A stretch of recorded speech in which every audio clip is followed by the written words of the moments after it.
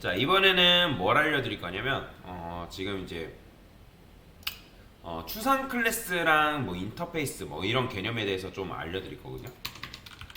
자, 이게 근데 좀 어려울 수 있습니다. 추상 클래스하고 인터페이스라는 개념에 대해서 좀 알려드릴 거예요. 여기다가 제가 칼 A 무기, 그 다음에 뉴 칼 뭐 이런 식으로 쓰고요. 그 다음에 칼 말고도 활과 자, 창도 같이 만든다고 그냥 가정을 해볼게요. 창. 자, 이런 식으로 만들었어요. 그러면 이걸로 봐서 뭐가 있어야 되는 거예요? 아, 칼, 활, 창이라는 클래스는 있어야 되는구나. 클래스 칼, 클래스 활, 그 다음에 클래스 창, 이런 식으로. 자, 그러면 이게 잘 되죠? 그죠? 잘 됩니다. 각각의 이제 칼과 활과 창의 작동이라는 게 있다고 작동이라는 메서드가 존재한대요.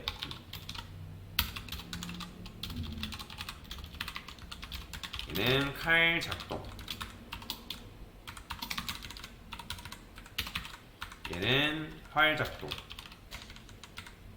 얘는 창 작동, 뭐 이런 식으로 있다고 가정을 해봅시다. 자, 그러면 여러분들이 칼, 활, 창 이런 식으로 작동이라는 메서드를 우리가 만들어 놨기 때문에 작동이라는 메서드를 호출할 수 있다 없다?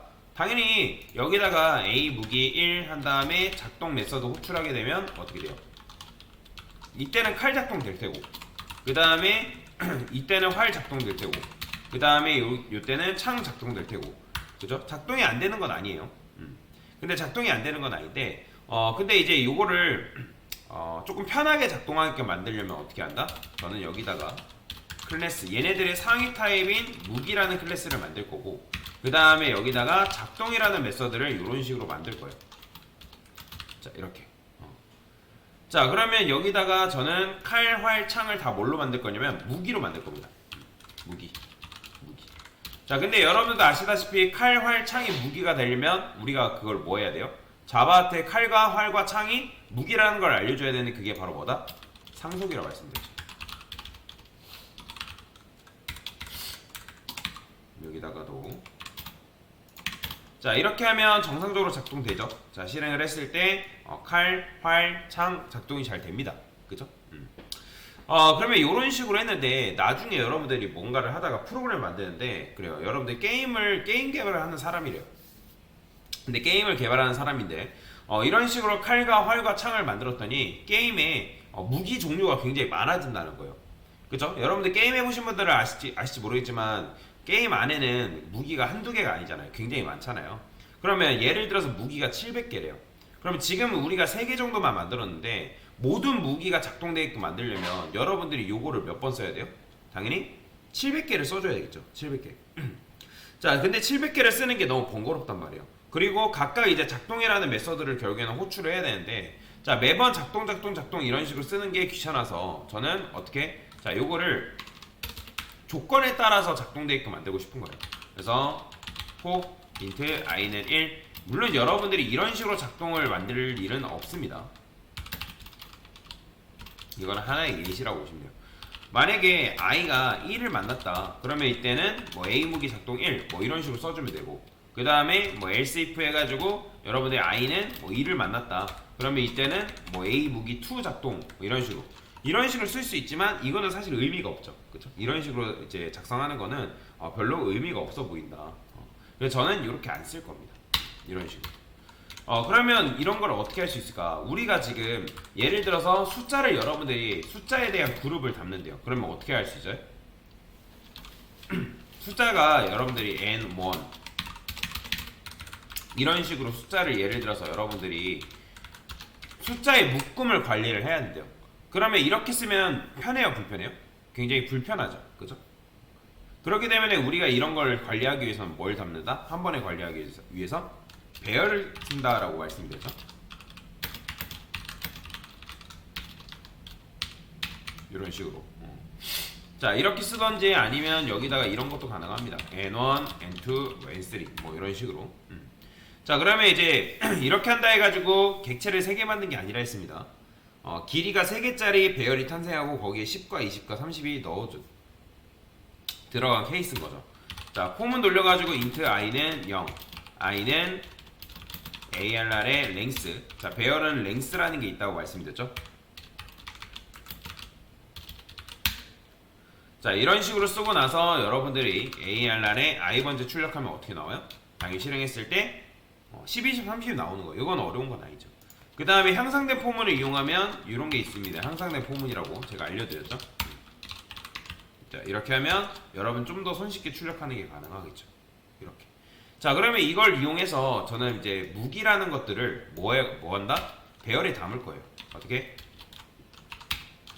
무기. 그 다음에 무기들, new, 무기 뭐 이런 식으로 썼어요. 그죠? 자, 그런데 이렇게 한다 해가지고 무기가 3개 만들어진 건가요? 아니에요. 무기가 3개 만들어진 게 절대로 아닙니다.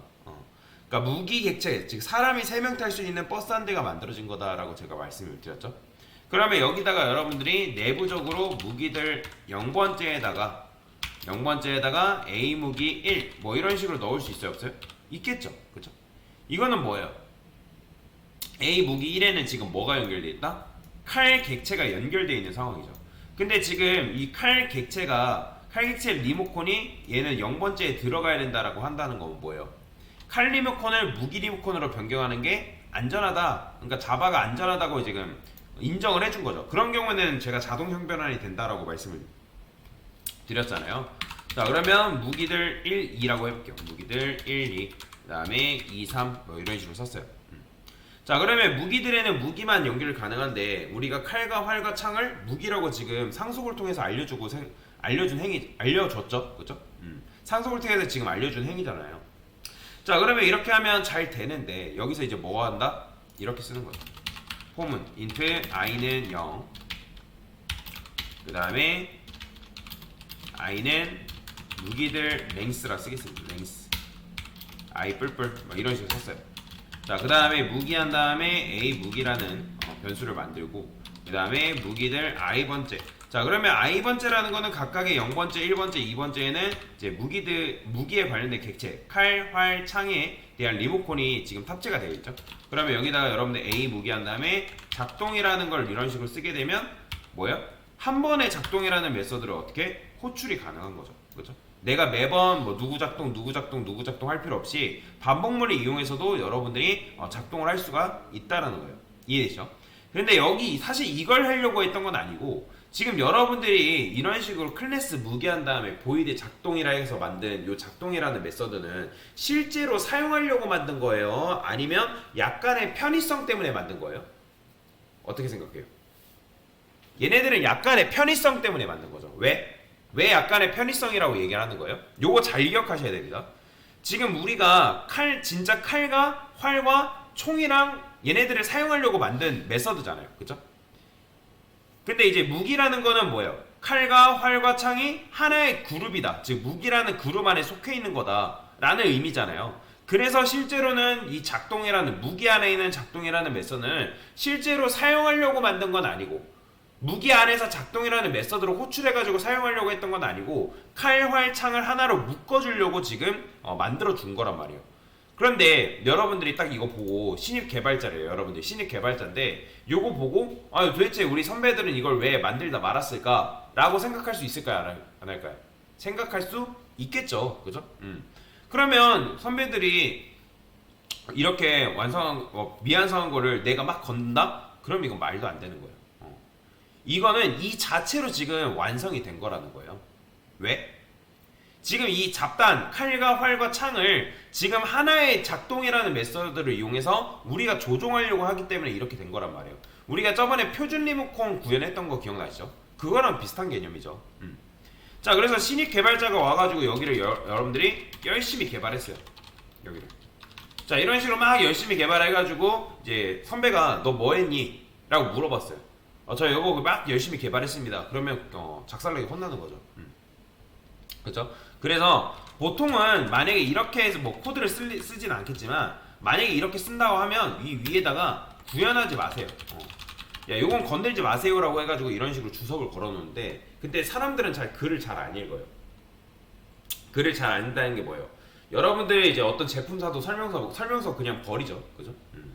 우리가 이제 당기라는데도 밀라고 하는데 당기시오 막 하는 사람도 있잖아요, 그죠? 그러니까 이런 식으로 이제 사람들은 잘 글을 안 읽는데, 그러니까 주석을 걸어놔도 주석을 잘 안 보는 문제가 있기 때문에 자바에서 문법을 아예 만들어놨어요.